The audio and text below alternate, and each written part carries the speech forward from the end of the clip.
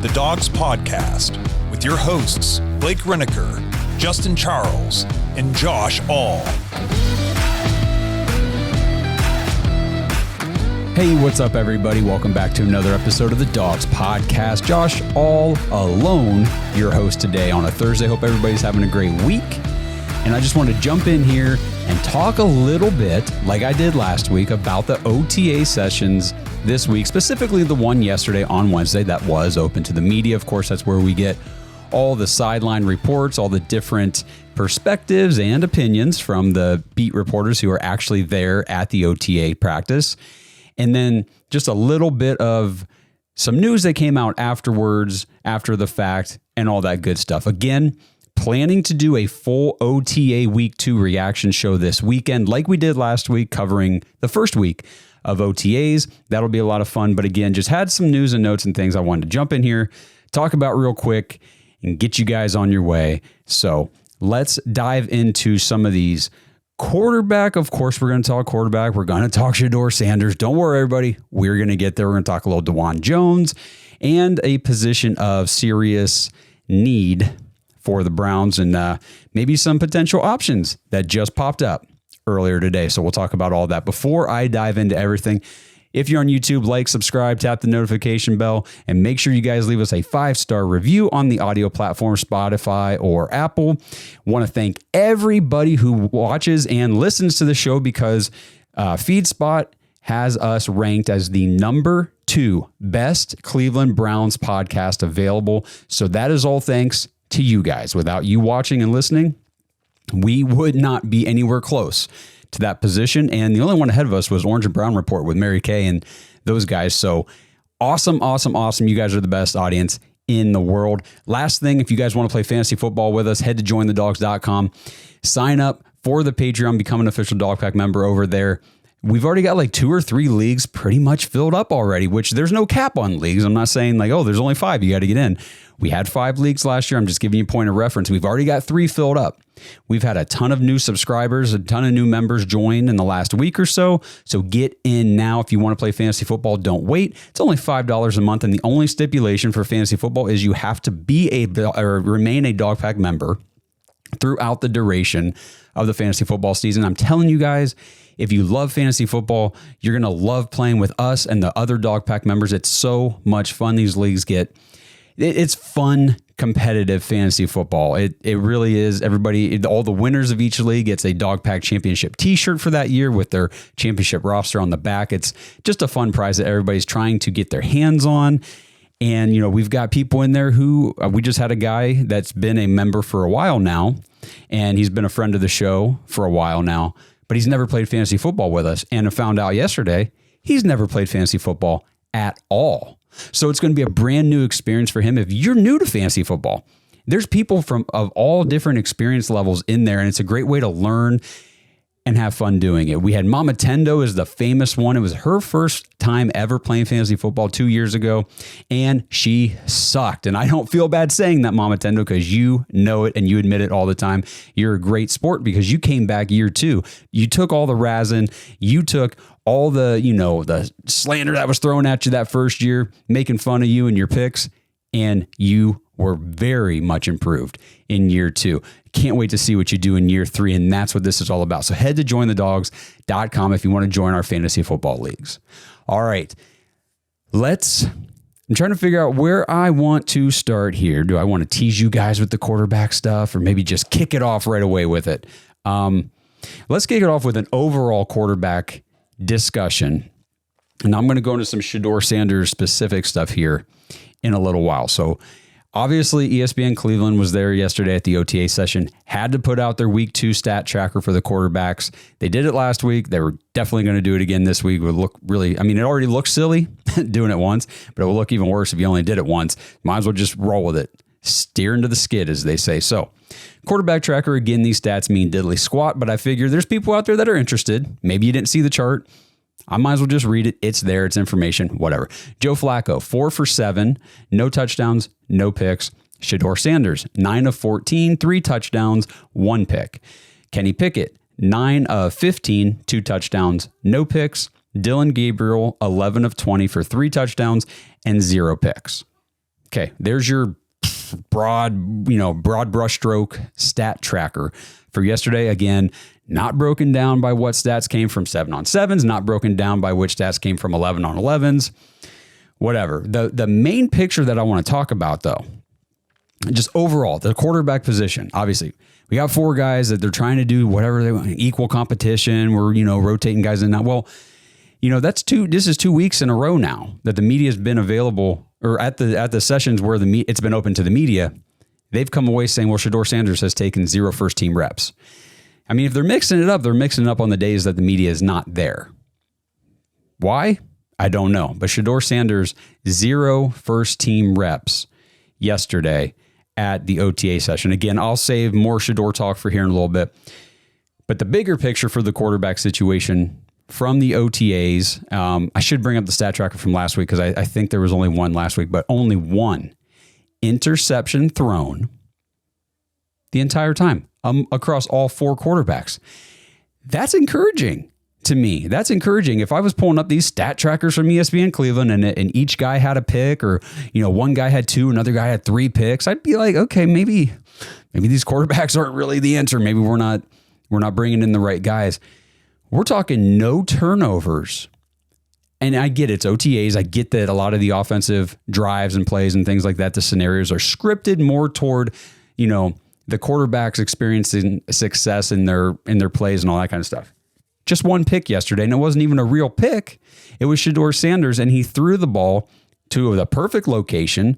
It's a spot that quarterbacks a lot of times get in trouble. Sometimes you hit a receiver right in the freaking hands. Oh, what a terrible pass, right?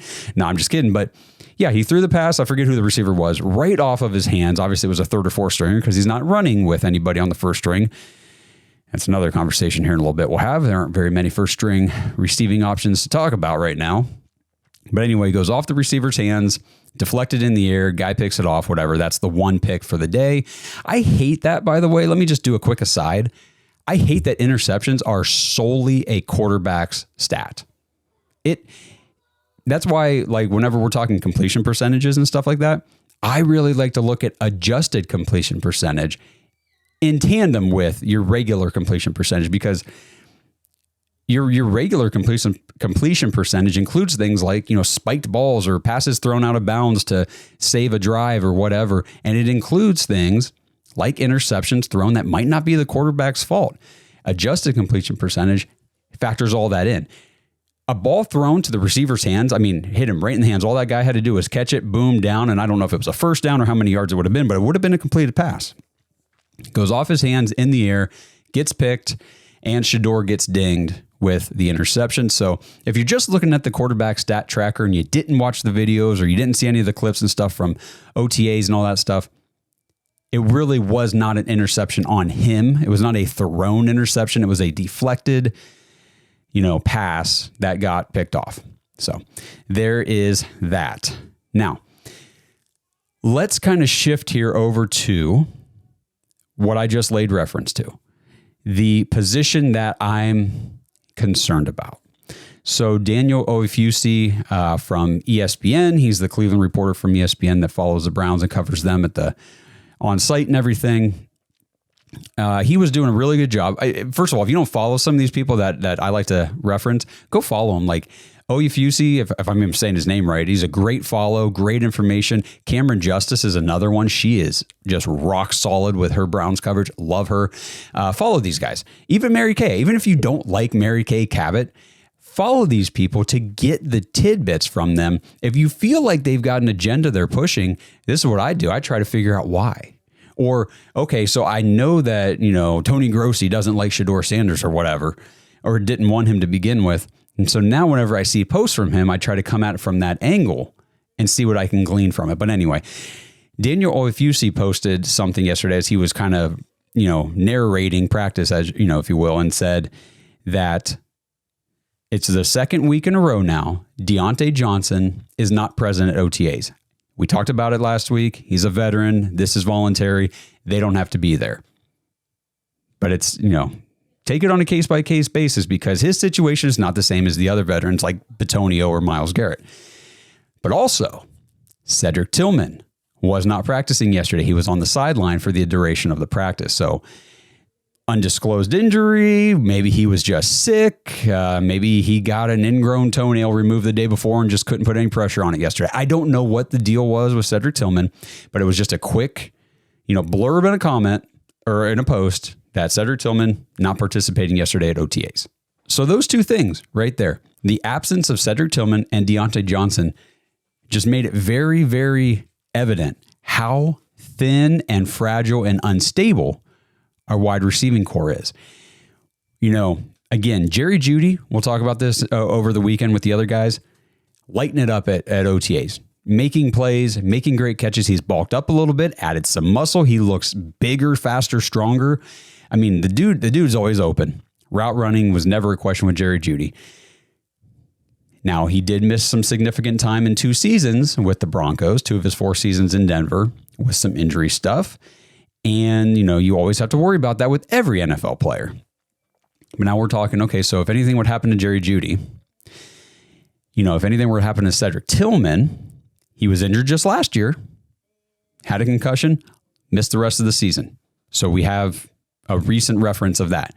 If Dawand Jones doesn't stick with the roster, that happened 5 times last year for him. We have a recent reference of that. Suddenly you're looking at the wide receiver core going, who the hell are we throwing the ball to?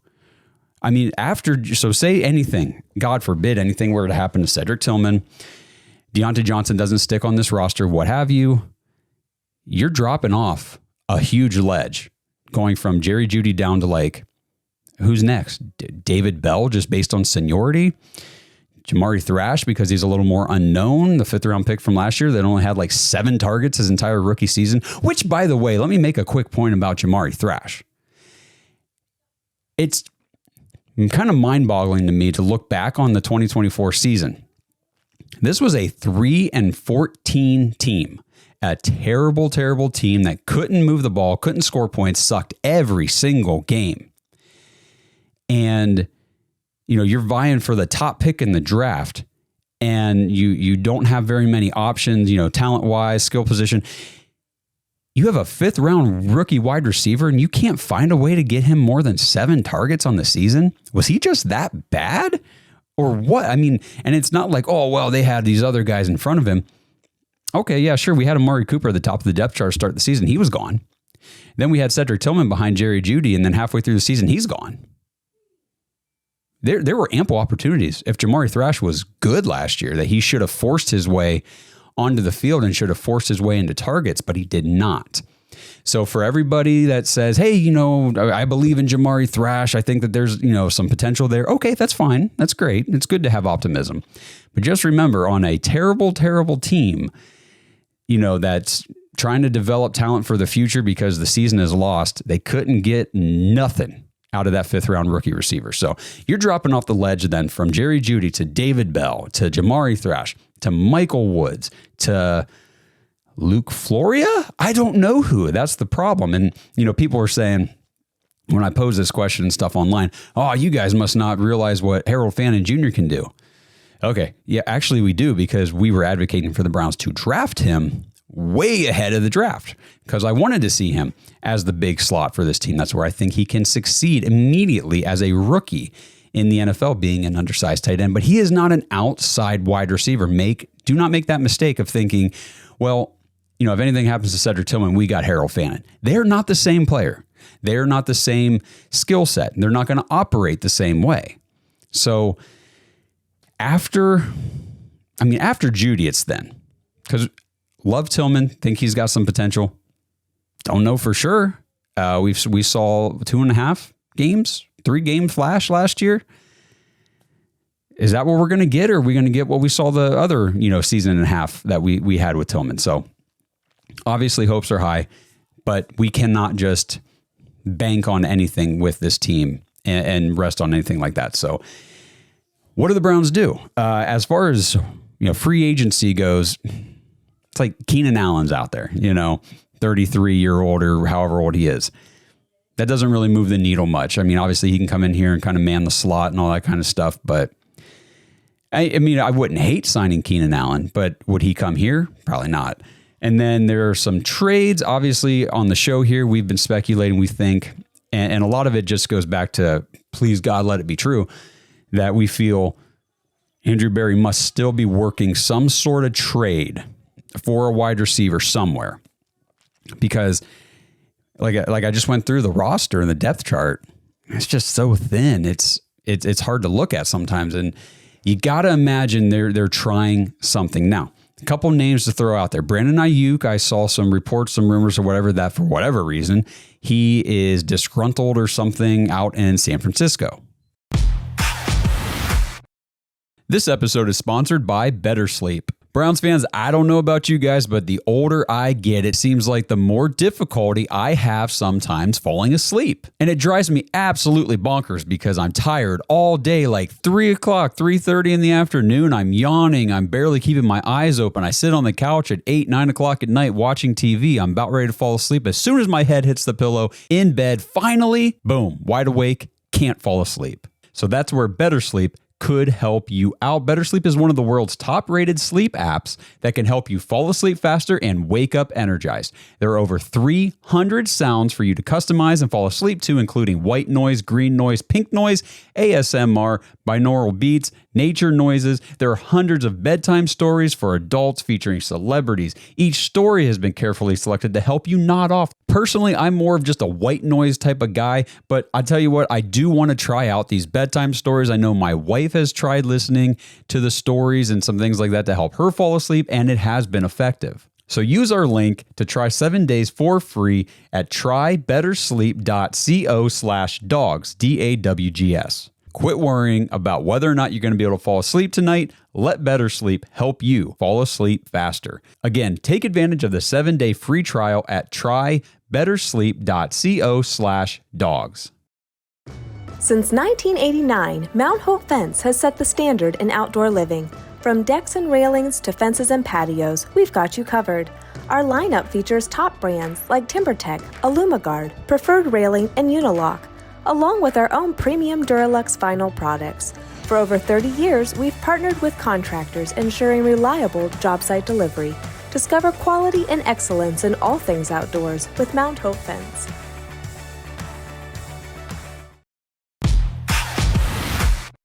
Now, I haven't dived too deep into these rumors or reports or anything like that. So again, don't take this as like I'm reporting it or anything. I'm just telling you kind of what I've skimmed through, what I've seen. But I would find a Brandon Ayuk move. And the reason I'm talking about him is because I saw the rumor, and then obviously the Browns have had interest in moving or trading for him the last 2 off seasons. Now, his roster bonus came into effect back in April. I think on April 1st, it was like a $24 million roster bonus locked in on that day. Made it really like no sense for the 49ers to move him after that point because they already guaranteed committed that money to him at that moment. So if they were going to move him, it would have been before then. But it's worth mentioning if this is true that there's still, whatever, disgruntled, whatever. If this is true, again, not saying it is. He's somebody still that could be on the radar. Another guy, obviously, we talk about Chris Olave with the Saints a lot. They picked up his 5th-year option ahead of this before May 1st here. And then, he's like the only really lead receiver they could possibly have on that roster right now. So I think they're locked into him this year. They do not seem to be very interested in moving him. And I think it would take more than what the Browns are probably willing to offer, considering the state of our team at the moment. So the other piece of news then that came out today that perked my ears just a little bit, or I guess my eyes because I read it. Commanders wide receiver Terry McLaurin has grown frustrated with the team over the lack of progress on a long-term contract extension. McLaurin is in the final year of his deal and recently left voluntary workout. So he showed up for OTAs, got frustrated with the way the contract negotiation was going on to get an extension done there in Washington, and he left. Again, he's a veteran. He doesn't need to be there, but he was there. I think it's interesting that he was there, and he was so frustrated that he said, screw it, I'm out. I'll be back next week when it's mandatory. If I'm Andrew Berry, I'm picking up the phone to Washington saying, hey, what's the price? Let's talk. I don't know how NFL GMs, kick off those conversations, but just you got to touch base. Terry McLaurin is a phenomenal wide receiver in the NFL. Obviously, it's an interesting scenario with him because he's a little older. He's older than people might think. I think he's like 30 already, isn't he? 30 or 29. I'm going to look it up real fast. He's 29. He's going to turn 30 right at the beginning of the season. So this is going to be his age 30 season already for Terry McLaurin. You know, I don't know. Andrew Berry has a good way of doing these things. He can acquire guys like this for less than what you might think it would take to acquire them. And then he can extend them at a price point that is actually pretty beneficial to the team. He did it last year with Jerry Jeudy. And for me, I would just Jerry Jeudy and Terry McLaurin on the same offense together. I don't care who plays quarterback. They're going to have a fantastic duo right there. And then you factor in David Njoku, Cedric Tillman, Harold Fannin, the guys out of the backfield.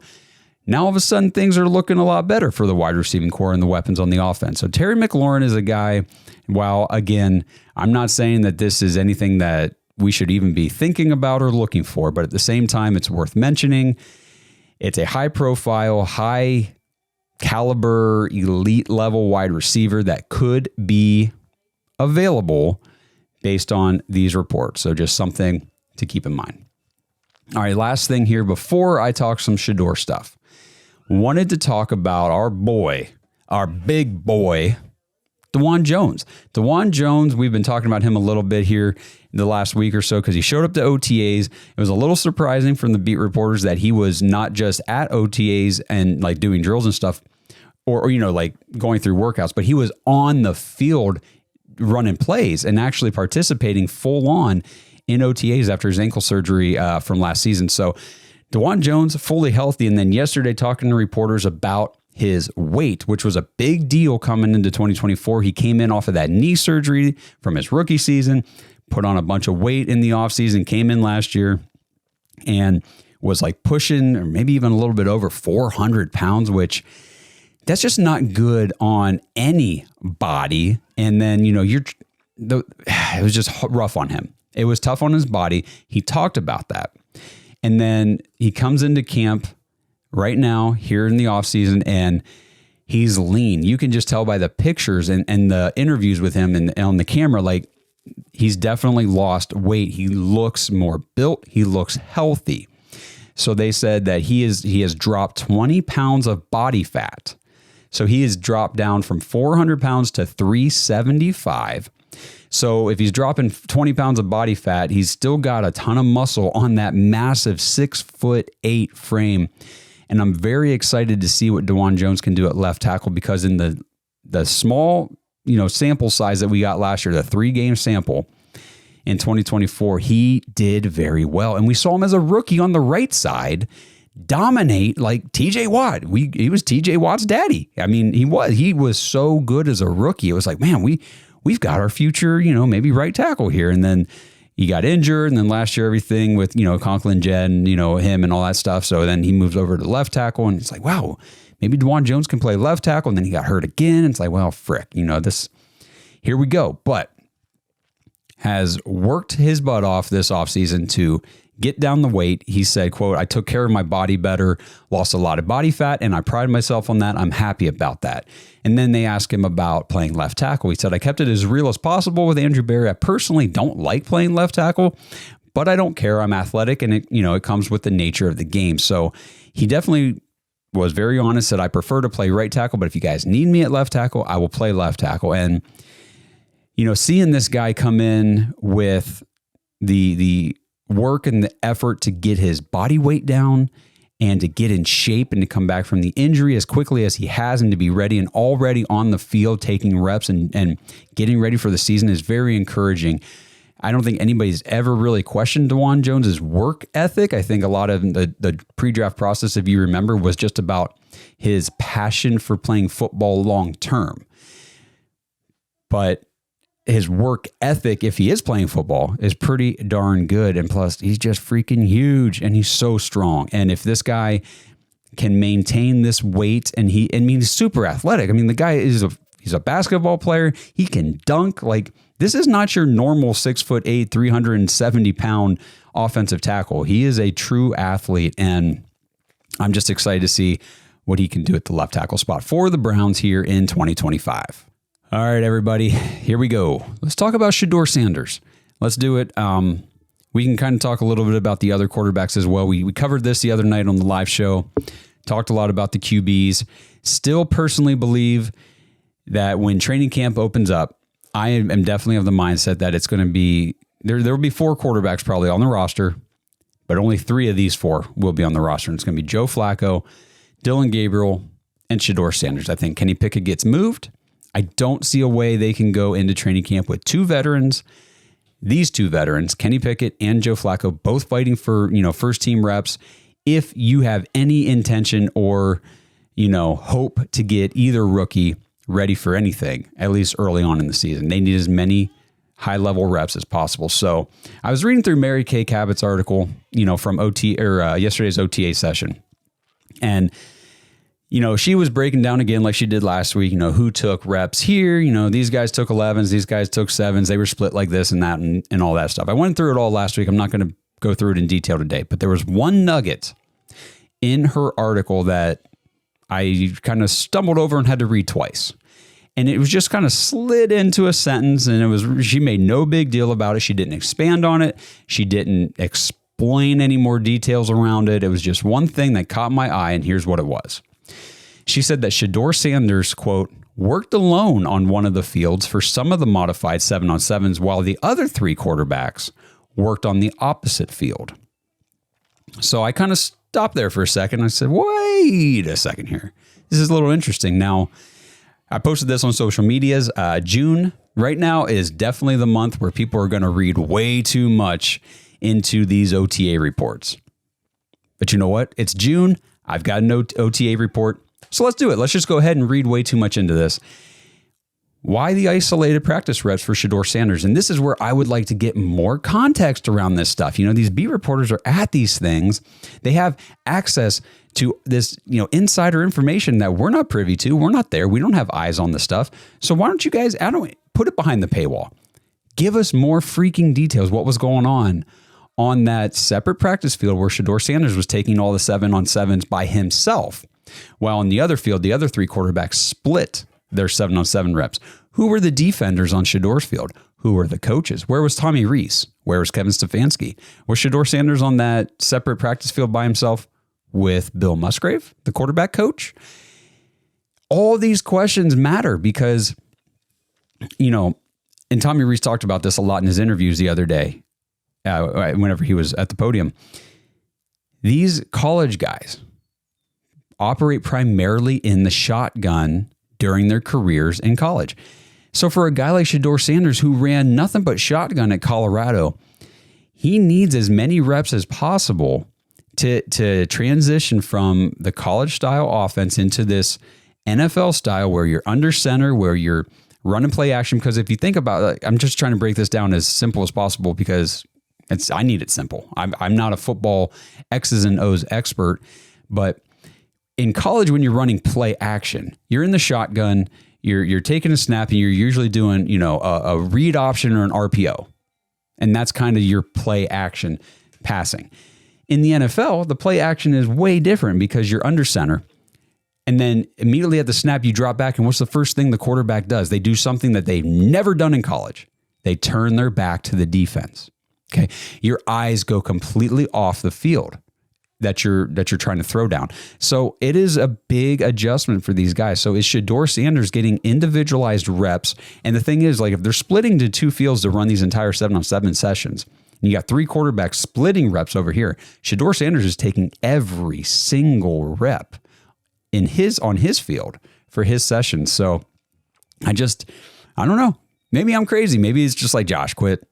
Is it much to do about nothing?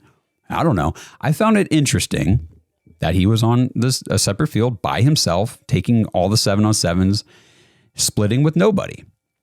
So I do think that there's definitely some, and maybe this is just the Browns saying, hey, look, we're not going to tip our hand to anything right now because we do still want to try to drive up some trade price for either Joe or Kenny. We don't want to show anything, but maybe they've already seen enough to say, hey, we think Shedeur Sanders can be the guy. So we're going to, we'll get him over there with the 3rd and 4th string guys or whatever, but we got Bill Musgrave over there. And again, I'm speculating. I was not there. I don't know if this is true. I'm just spitball speculating here. But maybe they're thinking, we'll just put him over there with Bill.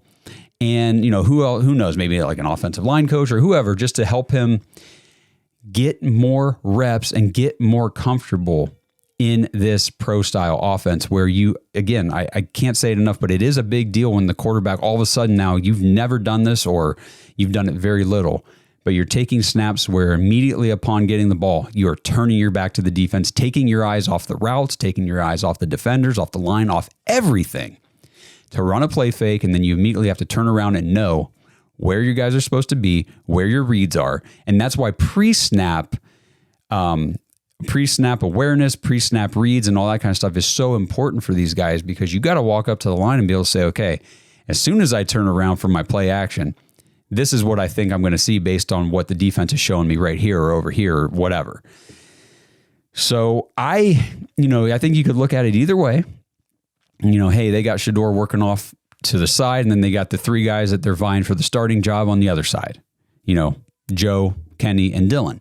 Or you could look at it like, hey, they've got the three guys over here. They know they're trading one of these two, and they're making sure that they're putting as much time over on the other field into Shedeur so that he's ready. Because like Blake said the other night, at the trajectory things are going, based on everything we're hearing from the beat reporters, and now it's from minicamp to OTA session 1 to OTA session 2, it's been pretty much a consistent vibe of Shedeur Sanders looks like the best quarterback on the field. That is kind of the universal, unanimous takeaway from a lot of these reporters. I mean, without anybody glazing him on this stuff, that's kind of what I'm reading between the lines. So there's a very, very real possibility that the season does open up with Joe Flacco, because I think it's smart to open up with a veteran. Go out there, try to establish yourself. If you're trying to establish this, get back to this identity on offense, get back to the run game, kick it off with a veteran who knows how to run the freaking offense, who's had success, is going to have success, and that you also know is not going to make it the whole season. And just the plan after that, Shedeur Sanders takes over as soon as Joe Flacco either flames out, starts throwing too many picks, gets hurt, or you just start losing a stretch of games where it's like, let's just make a change. Either way, I think start Joe and Shedeur, and then, if Shedeur shows out, now the Browns got 2 first-round picks next year to play around with to see what they can add to this offense. So I think it's encouraging. Again, it's just OTAs. I get it. It's helmets and shorts, but again, it's all we have right now. It's it. We don't have anything else.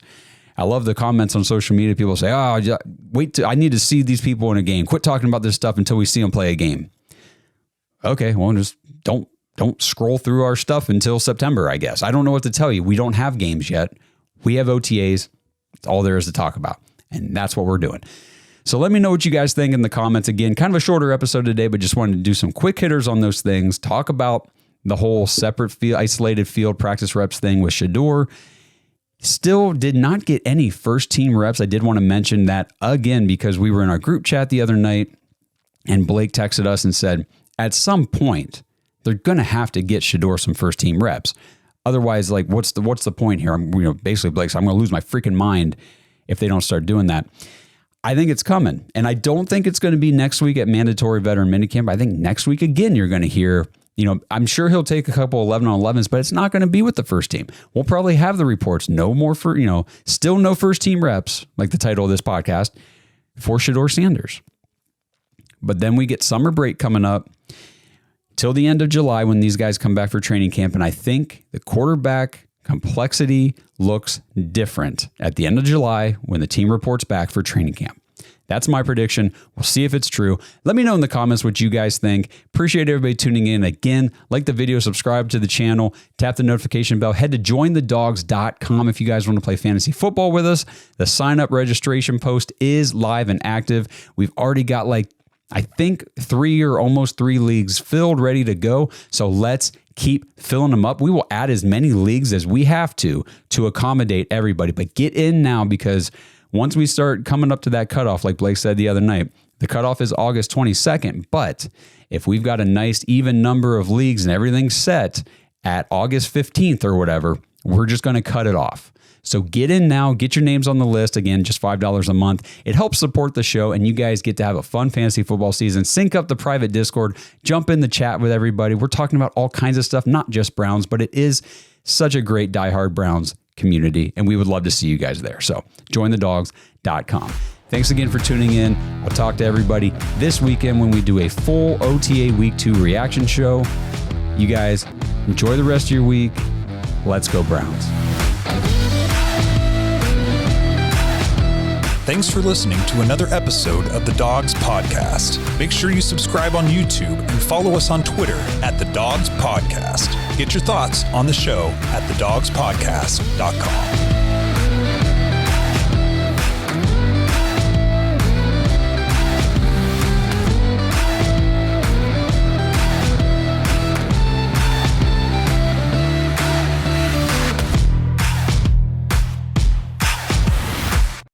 This episode is sponsored by Manly Bands. Guys, is your wedding band old, outdated, or just not the same taste you had when you were younger? Or hey, maybe you're about to get married, but you don't want to deal with the salespeople at the jewelry stores. Manly Bands has the best wedding bands made specifically for men. They have the classic, timeless gold and white gold styles, but they also have rings made from platinum, black zirconium, tungsten, titanium, even materials like meteorite and dinosaur bone. Yes, your wedding ring could be made from a dinosaur fossil. That is a real thing. They also have different ring collections, like their Jack Daniels rings made from actual Jack Daniels whiskey barrels.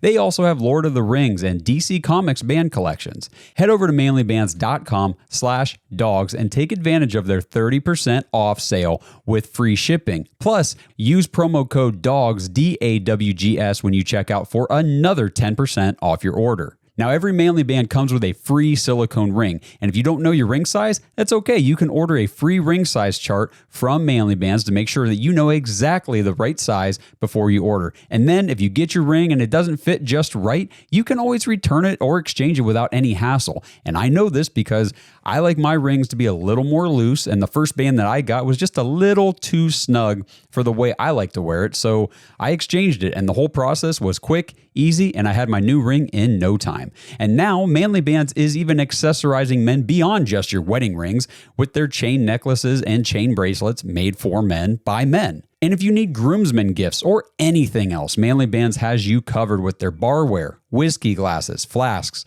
They even have customized coasters and flight trays. So skip the jewelry stores, avoid the salespeople, and get a wedding band that was designed for you. Manlybands.com/dogs to get 30% off, free shipping, plus get an extra 10% off when you use code DAWGS, DAWGS, when you check out.